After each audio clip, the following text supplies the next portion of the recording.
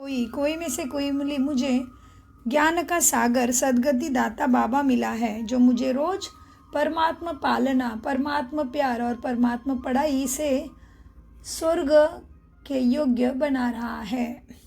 आज 8/12/2025 महावाक्य। मीठे बच्चे, जब तक जीना है बाप को याद करना है। याद से ही आयु बढ़ेगी, पढ़ाई का सार ही है याद। प्रश्न, तुम बच्चों का अतीन्द्रिय सुख गाया हुआ है, क्यों? तुम बच्चों का अतीन्द्रिय सुख गाया हुआ है, क्यों? उत्तर, क्योंकि तुम सदा ही बाबा की याद में खुशियाँ मनाते हो। अभी तुम्हारी सदा ही क्रिसमस है, तुम्हें भगवान पढ़ाते हैं, इससे बड़ी खुशी और क्या होगी। यह रोज की खुशी है, इसलिए तुम्हारा ही अतीन्द्रिय सुख गाया हुआ है। गीत चला है, नयनहीन को राह दिखाओ प्रभु, पग पग ठोकर खाऊं मैं। ओम शांति। ज्ञान का तीसरा नेत्र देने वाला रूहानी बाप रूहानी बच्चों को समझाते हैं। ज्ञान का तीसरा नेत्र सिवाय बाप के कोई दे न सकता। तो अभी बच्चों को ज्ञान का नेत्र मिला है, अभी बाप ने समझाया है। भक्ति मार्ग है ही अंधियारा मार्ग। जैसे रात में सोजरा नहीं होता तो मनुष्य धक्के खाते हैं। गाया भी जाता है ब्रह्मा की रात और ब्रह्मा का दिन।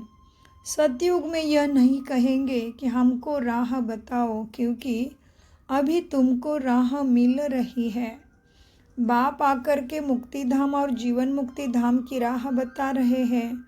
अभी तुम पुरुषार्थ कर रहे हो, अभी जानते हो कि बाकी थोड़ा समय है। दुनिया तो बदलने वाली है, यह तो गीत भी बने हैं। दुनिया बदलने वाली है, परंतु मनुष्य बेचारे जानते नहीं हैं कि दुनिया कब बदलनी है, कैसे बदलनी है, कौन बदलाते हैं। क्योंकि तीसरा नेत्र तो ज्ञान का है नहीं। अभी तुम बच्चों को यह तीसरा नेत्र मिला है, जिससे तुम इस सृष्टि चक्र के आदि मध्य अंत को जान गए हो, और यही तुम्हारे बुद्धि में ज्ञान का सैक्रीन है। जैसे थोड़ी सी सैक्रीन बहुत मीठी होती है, वैसे यह ज्ञान के 2 अक्षर मन मनाभव, यही सबसे मीठी चीज़ है। बस बाप को याद करो। बाप आते हैं और आकर के रास्ता बताते हैं। कहाँ का रास्ता बताते हैं? शांति धाम और सुख धाम का।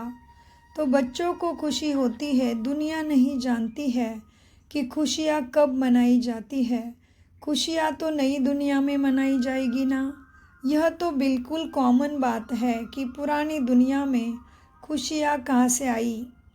पुरानी दुनिया में मनुष्य त्राही त्राही कर रहे हैं, क्योंकि तमो प्रधान है। तमो प्रधान दुनिया में खुशियाँ कहाँ से आई? सतयुग का ज्ञान तो कोई में भी नहीं है, इसीलिए बेचारे यहाँ खुशियाँ मनाते रहते हैं। देखो, क्रिसमस की खुशियाँ भी कितनी मनाते हैं। बाबा तो कहते हैं कि अगर खुशियों की बात पूछनी हो तो गोप गोपियों से, माना मेरे बच्चों से पूछो। इसलिए गायन है ना, अतीन्द्रिय सुख पूछना है तो गोप गोपियों को पूछो। और भक्ति में भी गाते हैं कि कृष्ण के प्यार में, माना परमात्मा के संदेश से, परमात्मा के ज्ञान गुण शक्तियों से आत्माएं परमात्मा की तरफ ऐसे भागी जो उनको देहाभिमान भी खत्म हो गया, विकार भी खत्म हो गए, और जो परमात्मा के कर्तव्य थे उसको अपना मान के धरती पे स्वर्ग लाने के लिए निरंतर सजग हो गई। ऐसे थी हमारी सब दादियाँ। तो उसी का गायन है भक्ति में कि अतीन्द्रिय सुख पूछना है तो गोप गोपियों को पूछो। इसीलिए फिर भक्ति में कहते हैं कि गोप गोपियाँ कृष्ण के बांसुरी का आवाज़, कृष्ण के मुरली का आवाज़ सुनती थी तो उसको देह भान सुध बुध ही खो जाती थी।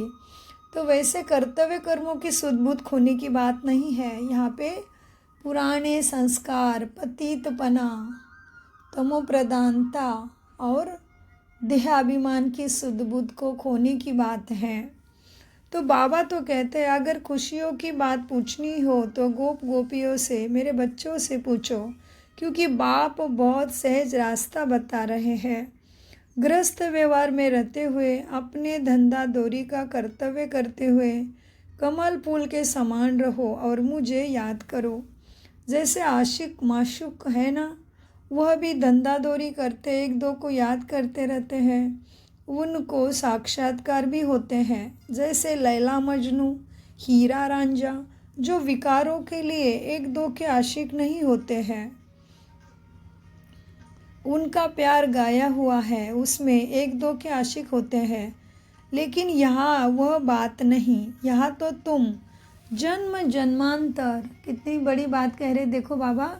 यहाँ तो तुम जन्म जन्मांतर,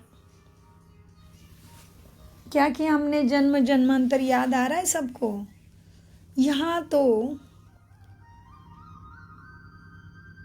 यहाँ तो तुम जन्म जन्मांतर उस माशूक के आशिक ही रहे हो। वो माशूक तुम्हारा आशिक नहीं है, तुम उनको बुलाते हो यहाँ आने के लिए। हे भगवान, नयनहीन को आकर के राह बताओ। किसकी राह? ज्ञान की राह। अज्ञान में है, अंधश्रद्धा में है, हाँ, स्वर्ग में जाने की विधि नहीं जानते। तो क्या गाया? हे भगवान, नयनहीन को आकर के राह बताओ। तुमने आधा कल्प बुलाया है, जब दुख ज़्यादा होता है तो जास्ती बुलाते हैं। जास्ती दुख में जास्ती सिमरन करने वाले भी होते हैं। देखो अभी कितने याद करने वाले ढेर के ढेर हैं। गाया हुआ है ना, दुख में सिमरन सब करे।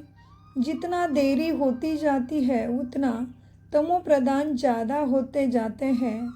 तो तुम अभी सतो प्रधान बनते हो, माना तुम पावन बन रहे हो, माना तुम सीढ़ी चढ़ रहे हो। तुम चढ़ रहे हो, वह और ही उतर रहे हैं। क्योंकि जब तक विनाश हो तब तक तमोप्रधानता वृद्धि को पाती रहती है। दिन प्रतिदिन माया भी तमोप्रधान वृद्धि को पाती जाती है। इस समय बाप भी सर्वशक्तिमान है, तो माया भी फिर सर्वशक्तिमान इस समय है, वह भी ज़बरदस्त है। तुम बच्चे इस समय ब्रह्मा मुख वंशावली ब्राह्मण कुलभूषण हो। कौन है हम? ब्रह्मा मुख वंशावली ब्राह्मण कुलभूषण हो। तुम्हारा है सर्वोत्तम कुल, इसको कहा जाता है ऊंचे ते ऊंचे कुल।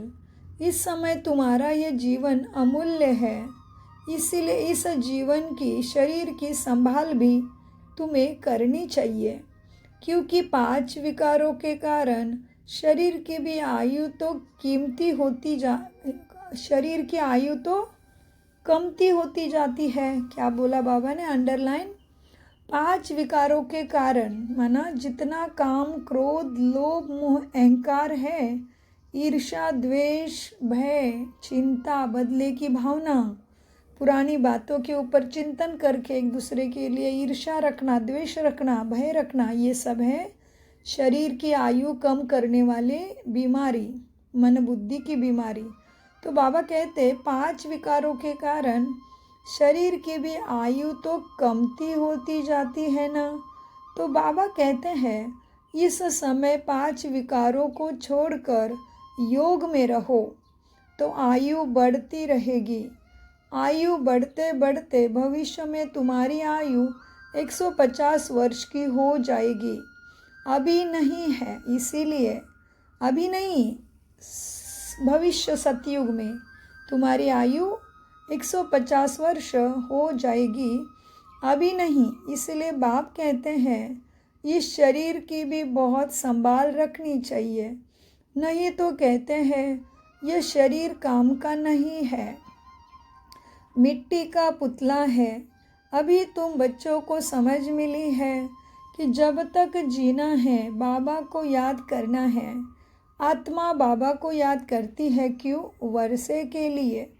बाप कहते हैं तुम अपने को आत्मा समझकर बाप को याद करो और दैवी गुण धारण करो, तो तुम फिर ऐसे बन जाएंगे। तो बच्चों को पढ़ाई अच्छी तरह पढ़नी चाहिए, पढ़ाई में सुस्ती आदि नहीं करनी चाहिए, तो नापास हो जाएंगे, बहुत कम पद पाएंगे। पढ़ाई में भी मुख्य बात यह है जिसको तंत्र कहा जाता है कि बाप को याद करो। जब प्रदर्शनी या सेंटर पर कोई भी आते हैं तो उनको पहले यही समझाओ कि बाबा को याद करो, क्योंकि वह परमपिता परमात्मा ऊंचे ते ऊंचे है। तो ऊंचे ते ऊंचे को ही याद करना चाहिए, उनसे कम को थोड़ी याद करना चाहिए। कहते हैं ऊंचे ते ऊंचा भगवान, भगवान ही तो नई दुनिया स्वर्ग स्थापन करने वाले हैं। देखो बाप भी कहते हैं नई दुनिया की स्थापना मैं करता हूँ, इसलिए तुम मुझे याद करो तो तुम्हारे पाप कट जाएंगे। तो यह पक्का याद कर लो, क्योंकि बाप पतित पावन है ना। वह यही कहते हैं कि जब तुम मुझे पतित पावन कहते हो तो तुम तमोप्रधान हो, बहुत पतित हो, अभी तुम पावन बनो। बाप आकर के बच्चों को समझाते हैं कि तुम्हारे अभी सुख के दिन आने वाले हैं, दुख के दिन पूरे हुए हैं। पुकारते भी हो, हे दुख हरता सुख दाता, तो जानते हो ना कि बरोबर सतयुग में सब सुखी ही सुखी है। तो बाप बच्चों को कहते हैं सभी शांति धाम और सुख धाम को याद करते रहो। यह है संगम युग, खिवैया तुमको पार ले जाते हैं। बाकी इसमें कोई खिवैया या नैया की बात है नहीं। यहाँ तो महिमा कर देते हैं कि नैया को पार लगाओ।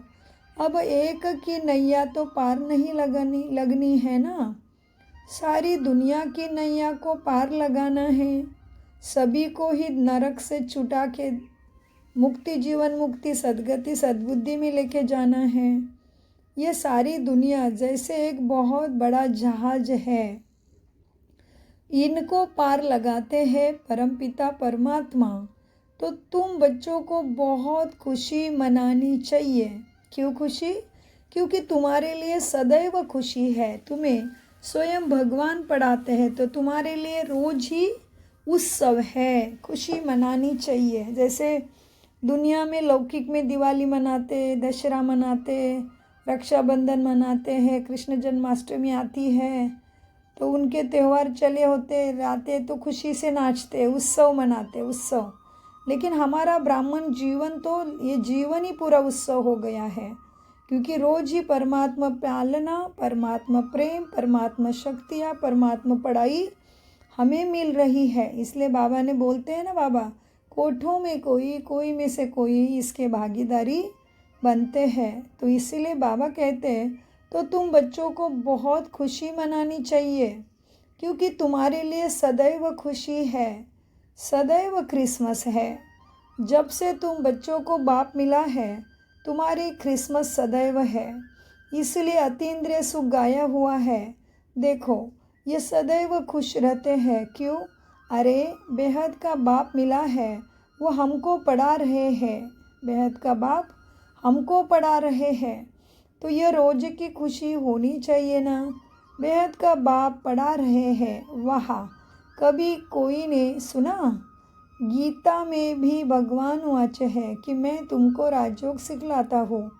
जैसे वो लोग बैरिस्टरी योग, सर्जनरी योग, वह लोग बैरिस्टरी योग, सर्जनरी योग सिखलाते हैं, मैं तुम रूहानी बच्चों को राजयोग सिखलाता हूँ। तुम यहाँ आते हो तो बरोबर राजयोग सीखने आते हो ना, मूंझने की कोई दरकार नहीं। तो राजयोग सीखकर पूरा करना चाहिए ना, भागंती नहीं होनी चाहिए। पढ़ना भी है तो सद्गुणों की, दैवी गुणों की धारणा भी अच्छी करनी है। टीचर पढ़ाते हैं धारणा करने के लिए। हर एक की अपनी अपनी बुद्धि होती है, किसकी बुद्धि उत्तम, किसकी मध्यम, किसकी कनिष्ठ। तो अपने से पूछना चाहिए कि मैं उत्तम हूँ या कनिष्ठ हूँ। अपने को आपे ही परखना चाहिए कि मैं ऐसे ऊंचे से ऊंचे इम्तिहान पास करके उच्च पद पाने के लायक हूँ। मैं परमात्मा सर्विस करता हूँ, मैं ईश्वरीय सर्विस करता हूँ। बाप कहते बच्चे सर्विसेबल बनो, बाबा को फॉलो करो, क्योंकि मैं भी तो सर्विस करता हूँ ना। बाबा कितना निरहंकारी, देखो बाबा क्या कहता है, मैं भी, बाबा को हमसे कुछ भी नहीं चाहिए तो भी देखो हमें तो चाहिए सुख शांति सद्गति समृद्धि, हमें तो सब चाहिए। और बाबा को तो किसी से कुछ नहीं चाहिए, तो भी बाबा क्या कहते हैं, मैं भी तो सर्विस करता हूँ ना, आया ही हूँ तुम बच्चों की सर्विस करने के लिए। और रोज़ रोज़ सर्विस करता हूँ, क्योंकि रथ भी तो लिया है ना। किसका रथ लिया बाबा ने? ब्रह्मा का रथ लिया ना। रथ भी मजबूत अच्छा है। आज बाबा ब्रह्मा बाबा को क्या बोल रहे? नशा सामान दिला रहे। बाबा को कह रहे, बाबा ये मेरा रथ भी मजबूत अच्छा है। और ये सच भी है, क्योंकि ब्रह्मा बाबा के तन में शिव बाबा ने प्रवेश किया, तभी ब्रह्मा बाबा 60 वर्ष की आयु ऑलरेडी हो चुकी थी, वृद्ध ही हो गए ना 60 वर्ष में। उसके बाद भी बाबा 93 उम्र की, उनकी 93 उम्र होने तक बाबा ने कभी, ब्रह्मा बाबा ने चश्मा नहीं लगाया, डंडा नहीं पकड़ा और कभी भी सपोर्ट लेके नहीं बैठे। बाबा सीधे बैठते थे, स्ट्रेट, अंत समय तक। तो इतने बाबा, ब्रह्मा बाबा का शरीर भी मजबूत था। तो इसीलिए बाबा भी आज बोलते हैं रथ भी मजबूत है, अच्छा है, और सर्विस तो इनकी सदैव है। बाप दादा तो इनके रथ में सदैव है। भले इनका शरीर बीमार पड़ जाए, मैं तो बैठा हूँ ना। बाबा क्या कहते हैं, ब्रह्मा बाबा का शरीर भले बीमार हो, लेकिन शिव बाबा तो बैठा है ना। तो मैं इनके अंदर में बैठ करके लिखता भी हूँ। देखो देखो शिव बाबा की सर्विस कैसे है, हम बच्चों के लिए कितना प्यार है। एक दिन भी ज्ञान अमृत पिलाए बिना बाबा हमें नहीं रखते। तो हमें भी अपने टीचर के आज्ञा का पालन करते हुए कितना दक्ष रहना चाहिए, सोचो। क्योंकि हमारा बाबा हमारा टीचर बन के आया है। तो टीचर के जब पढ़ाई को ठीक से पढ़ेंगे तभी हम आगे के क्लास में चले जाएंगे ना। तमो प्रधान से सतो प्रधान, सतो कैसे हमें सीढ़ी चढ़नी है। आज बाबा ने उतरने की और चढ़ने की भी याद दिलाई। तो बाबा रोज़ टीचर बन के हमें मुरली का बड़ा अमृत संजीवनी बूटी देते हैं, बड़ा अनमोल अनोखा, जो कोई ने नहीं दिया। तो ऐसे बाबा का हमें उसी आज के मुरली का अभ्यास आज ही करना चाहिए, ताकि कल टीचर हमें नया दे। और टीचर के आज्ञा का पालन करने वाला आज्ञाकारी बच्चों को तो कितना कल्याण होता ही है ना। तो इस तरह से टीचर की आज्ञा का पालन करेंगे तो टीचर से हमें पूरे मार्क्स ज़रूर मिलेंगे। तो यही है कि बाबा टीचर है, तो हमें रोज़ के मुरली का अभ्यास रोज़ का रोज़ पूरा करना चाहिए, जो बाबा हमें आदेश देते। ज्ञान योग धारणा सेवा का समावेश मुरली में रहता है।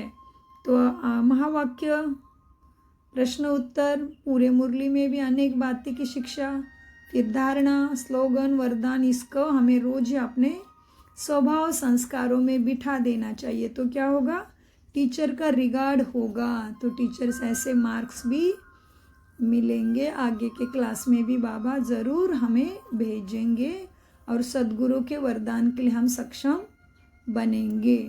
तो बाबा कहते हैं ये मेरा रथ भी बहुत मजबूत है, भले इनका शरीर बीमार पड़ जाए तो भी मैं परमात्मा इसमें बैठा हूँ ना।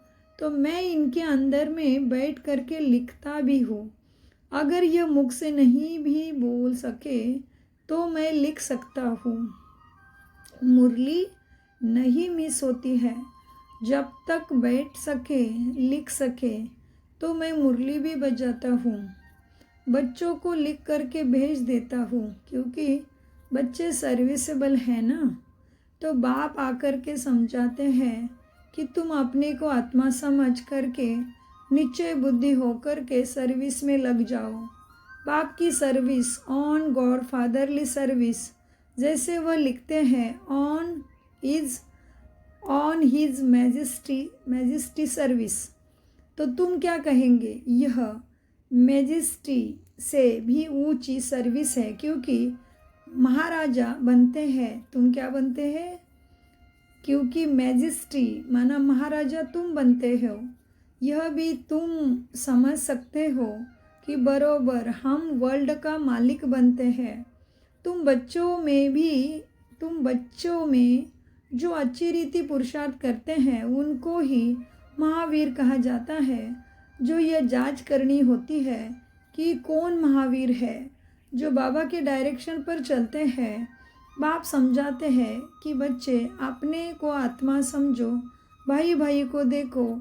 बाप अपने को भाइयों का बाप समझते हैं। बाप अपने को, ये बहुत गहरी बात है थोड़ी, भाई भाई को देखो, बाप भी अपने को भाइयों का बाप समझते हैं और भाइयों को ही देखते हैं, मन आत्मा को देखते हैं, परमात्मा।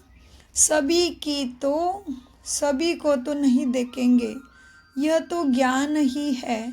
शरीर बिगर तो कोई सुन ना सके, बोल ना सके। तुम तो जानते हो ना कि मैं भी यहाँ शरीर में आया हूँ। मैंने यह शरीर लोन लिया हुआ है। शरीर तो सबको है, शरीर के साथ ही आत्मा यहाँ पढ़ रही है। तो अभी आत्माओं को समझना चाहिए कि बाबा हमको पढ़ा रहे हैं। बाबा की बैठक कहाँ है? अकाल तख्त पर। बाबा ने समझाया है कि हर एक आत्मा अकाल मूर्त है। कभी विनाश नहीं होती है, कभी भी जलती कटती डूबती नहीं है, छोटी बड़ी नहीं होती है। शरीर छोटा बड़ा होता है तो दुनिया में जो भी मनुष्य मात्र हैं, उनमें जो आत्माएं हैं, उनका तख्त यह भ्रकुटी है।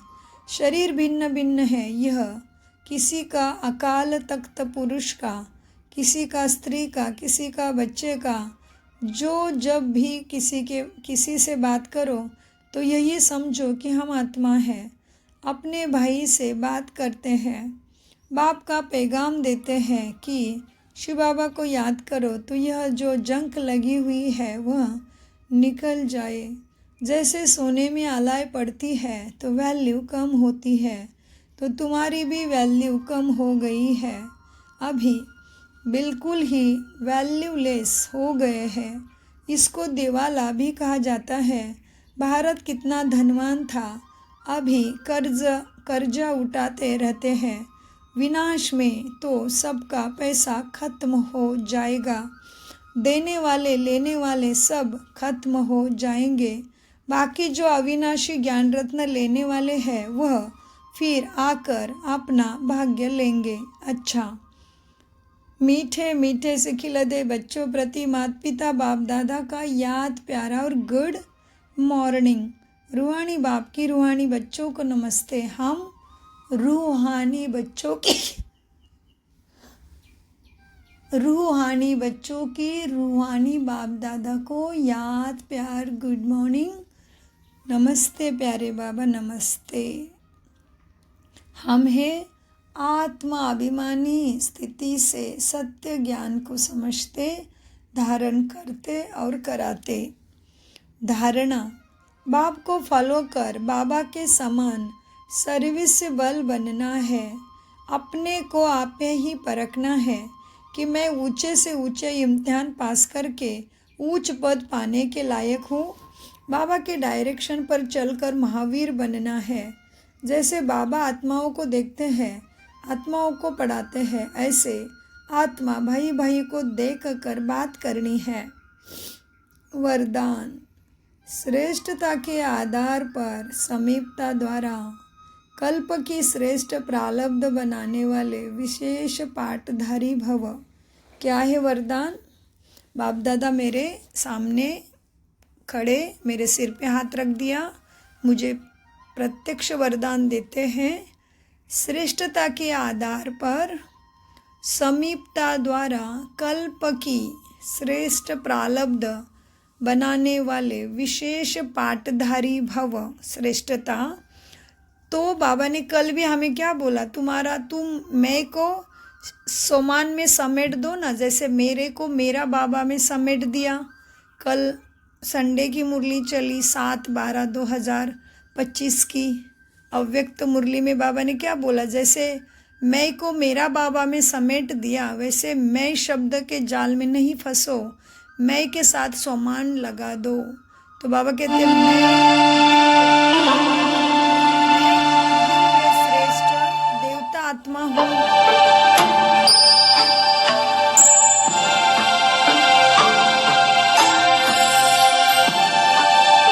मैं श्रेष्ठ दिव्य देवता आत्मा हूँ, मैं परमात्मा पालना में पलने वाली आत्मा हूँ, मैं तख्त नसीन आत्मा हूँ। ऐसे कल बाबा ने अव्यक्त मुरली में सोमान दिए ना, तो वरदान आज का उसी से लिंक्ड हो रहा है कि श्रेष्ठता के आधार पर समीपता द्वारा कल्प की श्रेष्ठ प्रारब्ध बनाने वाले विशेष पाठधारी भव विस्तार।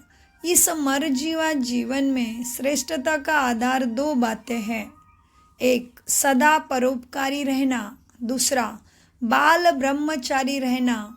जो बच्चे इन दोनों बातों में आदि से अंत तक अखंड रहे हैं, किसी भी प्रकार की पवित्रता अर्थात स्वच्छता बार बार खंडित नहीं हुई है, तथा विश्व के प्रति और ब्राह्मण परिवार के प्रति जो सदा उपकारी है, ऐसे विशेष पाठधारी बाप दादा के सदा समीप रहते हैं।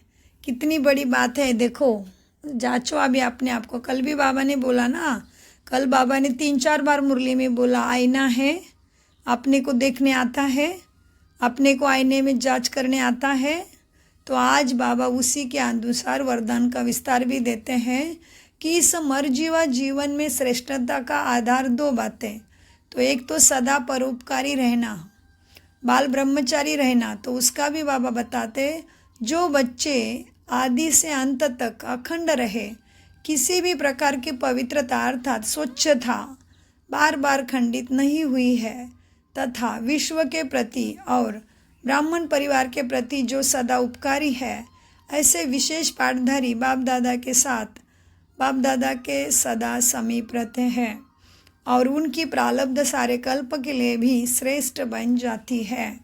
स्लोगन, व्यर्थ संकल्प व्यर्थ है तो दूसरे सब खजाने भी व्यर्थ हो जाते हैं, माना जैसे लीकेज हो जाता है।